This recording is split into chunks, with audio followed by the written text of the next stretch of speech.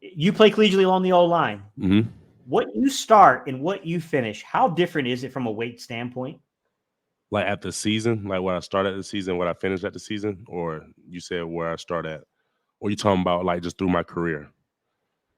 Like when you start the season, like when you start the season to compare to how you end your season, is there Oh, like a yeah, drastic difference in the weight? yeah. Well, it depends. Well, a lot of depends on your during season program. And that matters a decent amount. And a lot of times you can't do too much during the season anyway because you're in the season. And a lot of it's Sure. recovery and practices are brutal. Practices are very, very brutal. So it's very rare that you can do much, I must say, physical change during the season. You can maybe lose some weight. You probably will Yeah. lose some weight. That's probably what you can figure. But I feel like as an offensive lineman, it depends. I feel like a guy in Lane's situation, he could probably maintain pretty fine all throughout the season. But it definitely is something if you don't pay attention to, you can either gain or lose weight throughout the season. Because you got to think about the Yeah. guys that don't play. You got to think about like the third string guys that don't get many reps in practice. Doesn't really travel, don't get the walkthrough reps, so they're standing around more so. They're just doing the sled work. If they have a bad diet and a bad body type, they can easily gain weight during the season.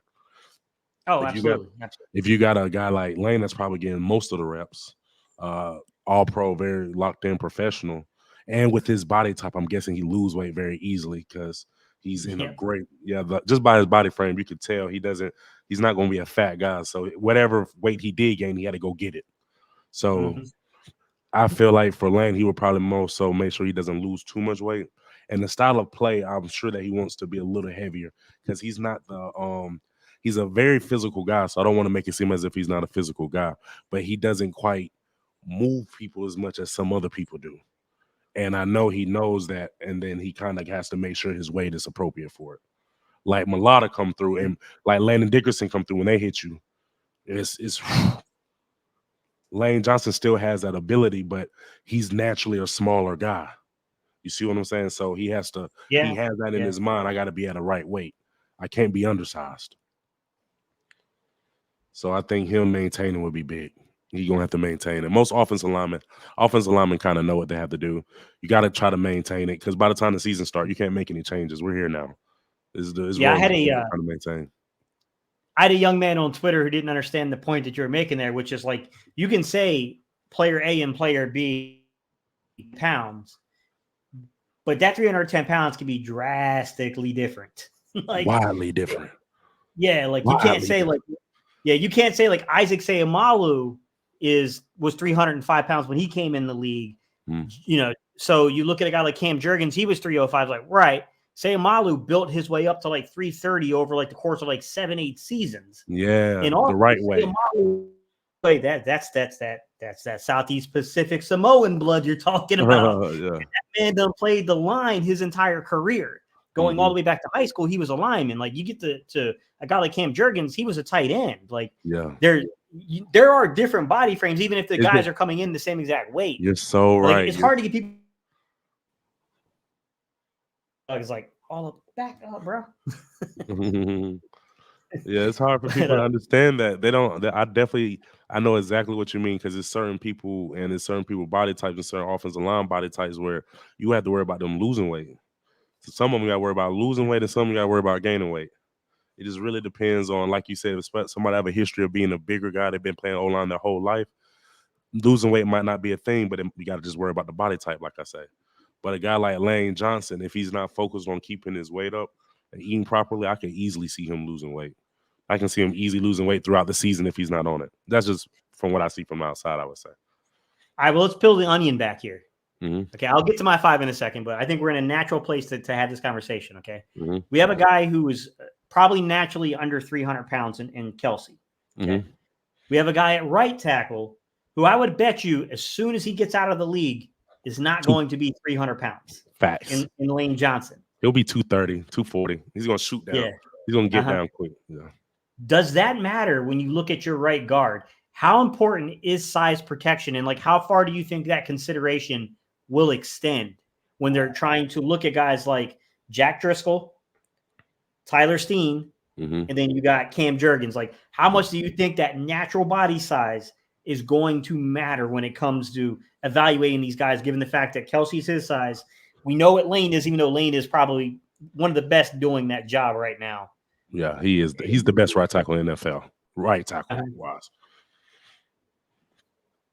Yeah, I would say within having size at the right guard position, I'm gonna say with Jeff Stoutland being the offensive line coach he is and understand the offense that we'll probably be running, the Philadelphia Eagles will be running, I would say that it's not going to be an advantage or disadvantage. I think it's more so specific to what type of offense they're going to be running. So what I mean by that is if we're doing a lot of option, a lot of things where a lot of people in the open space, they might be thinking we can compromise size.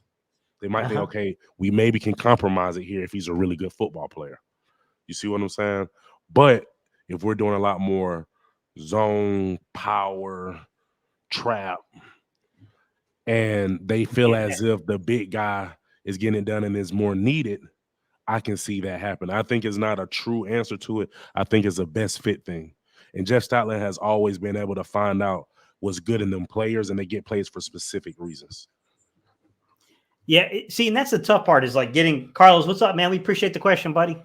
He says this question is for Guru. Hey, who do you see good battle between Stern and Jurgens? I want to break that down a little bit before I get into my number 5, because I think that this one is. I look at it this way: Cam Jurgens is said to be given the first crack. So, in my opinion, Cam Jurgens would have to first show he's not capable of doing the job.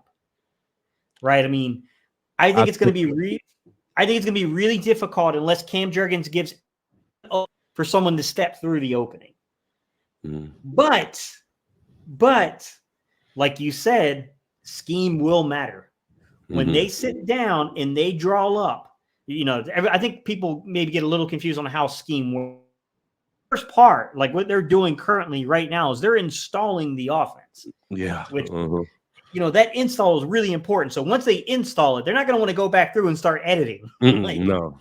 Once it's installed, they're going to just start picking the best players that can fit that install. And I think that's what you were leaning into, which is like, it's hard to answer that question until we know the install and what's about to happen. Till we know, I feel as if till you're able to know the install and know, okay, this is what it's going to look like. This is what Philly's going to look like. Then you're definitely more so able to say, okay, I feel like this is the type of offensive lineman for this is what they're looking for. But until then, I can tell you that all the pros that Cam Jurgens would have and what the others may have, all three of them are good football players. So it's not like and Jeff Stoutland's going to do a wonderful job with all three of them. So it's not going to be a bad situation. I really don't think so, whoever's there. I genuinely believe that. Cam Jurgens got a lot of upside. He's going to be a heck of a center, I believe. I think he's going to be a really, really good center. He's going to be a really, really good center. That guy is a freak athlete. I think him playing guard will make him a nastier center because guard is a bloody, bloody position. Guard is all banging. I'm hitting the big guys. And at center, you might be free. You might not have a nose. You might have your 4 down. So you're more so getting to get more into it. At guard is mano a mano. I'm never free. I'm rarely free. Absolutely. See what I'm saying? So it's a lot more hitting. You got inside zone. You got tight reaches. You got a lot more physical man-on-man blocks.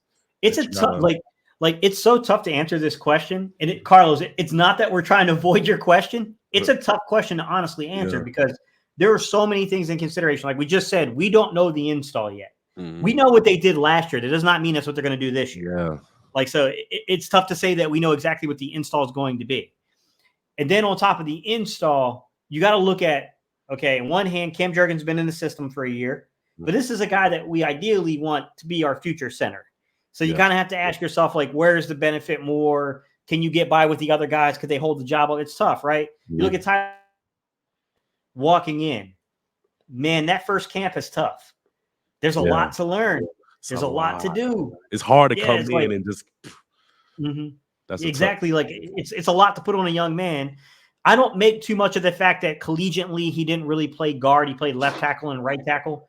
To me, I'm not saying there's not specific body types, but I think the young man has the exact body type.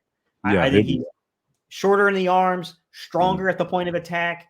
You know, got the right size frame. You know, he's about 6'3", 6'4", somewhere around like 320, 325-ish, somewhere in that area.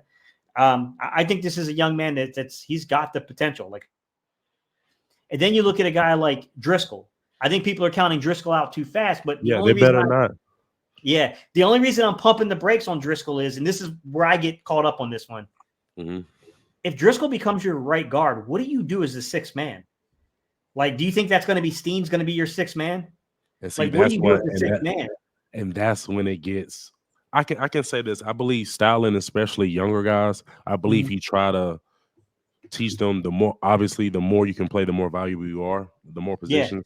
So I do believe younger guys or guys second or lower on the depth chart, he kind of teaches them or tells them, listen, if you can play more than one position, it helps you out. I kind of believe he does that. With that being said, I do believe Driscoll is just the most proven to be able to play multiple. I do believe that others have it in their mind that they need to, though. Yeah.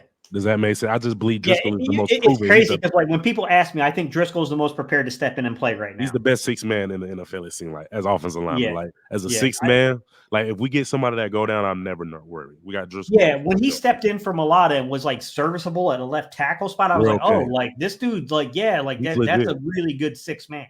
Yeah. I think Driscoll's the most ready to step in and play right this second if we had to play somebody. I think Tyler Steen is going to be that dude eventually.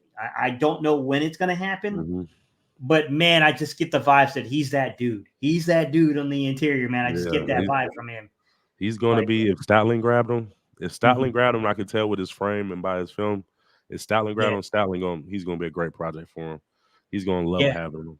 I mean, that's the perfect guy from him. Yeah. And then I look at Cam Jurgens and I think to myself, like, that is a crazy, athletically gifted dude. Like, you don't see many guys along the line that can move the way that man can move. Like, there's only a few of them. Like Creed Humphrey, I think, is an athletic freak. I think Frank Ragnow with Detroit. I think he's a bit of an athletic freak. Great center. Dude, what's his name? Is it Ryan Kelly? Is that the center over there in Indianapolis? Yeah, Indianapolis. He's a pretty good athlete from himself. Alabama. I think I played against Ryan Kelly. He's nasty. Sure. He's nasty, man. He's nasty. That's a nasty player, bro. Like, there's a few of them like that are in that category, I think.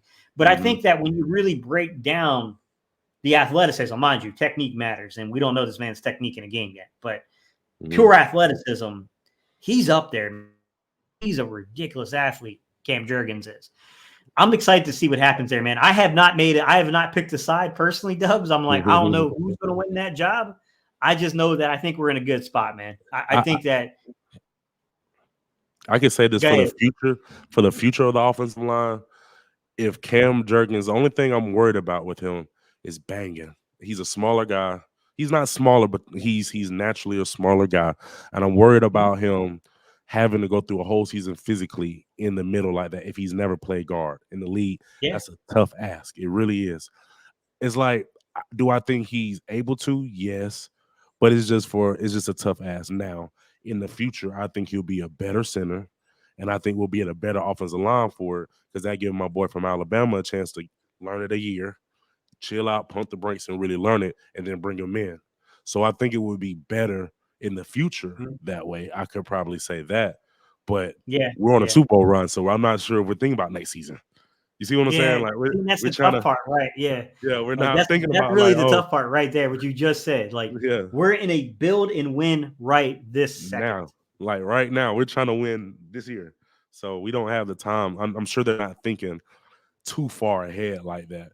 They're thinking, okay, we need a guy that's going to be a really good guy this year as well, though. Like, he got to be a good guy this year.